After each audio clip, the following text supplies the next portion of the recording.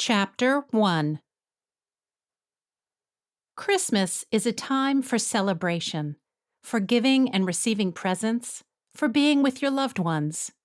For the children, it's about excitement and wonder, Santa Claus, the elves, and lots of gifts, and happiness. But for adults, it's often a succession of nights out partying, overeating, being sick, and getting drunk. For John Greaves, that Friday, a week before Christmas Day, was the night of the annual Saxe-Gordon Ball at the Scott Arms.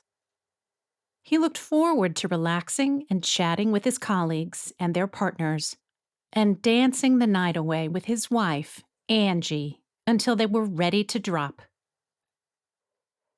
At 7 that evening, he stood in their bedroom wearing his best gray suit and a red tie. His tall, lean figure was complemented by the cut of the suit, and the bright tie contrasted well with his short black hair and oak-brown eyes. He smiled to himself, thinking of the night to come. He turned around to admire Angie in her blue chiffon gown. As she walked past him toward the bathroom, he noticed an anxious expression on her face. "You all right?" he asked. "Yes, a bit of a tummy ache, that's all." "Oh dear, are you sure you're all right to go?" "Of course, wouldn't miss your Christmas do for the world. I'll take a couple of tablets just in case, but I'm sure it'll pass."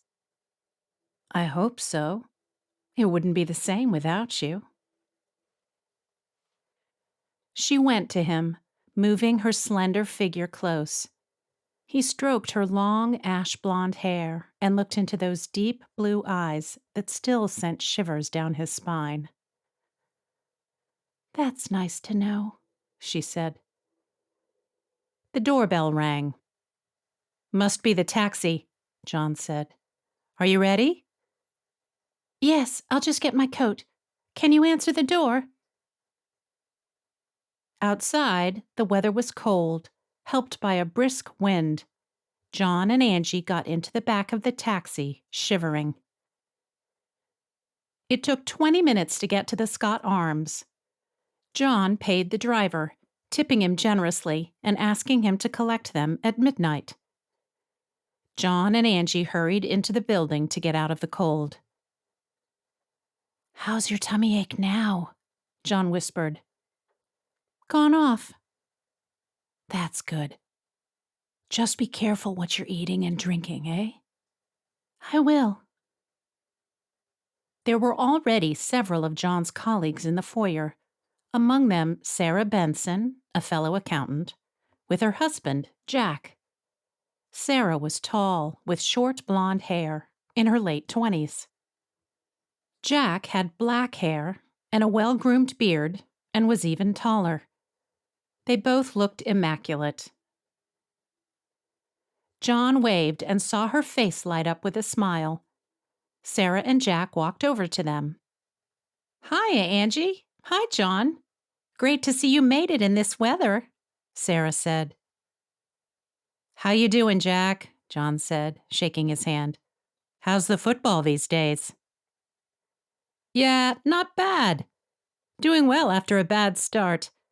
We're in third, and the way we're playing, I reckon we could soon be challenging for—" "Hey, I hope you two aren't going to be talking football all night," Angie said, giving John a knowing look.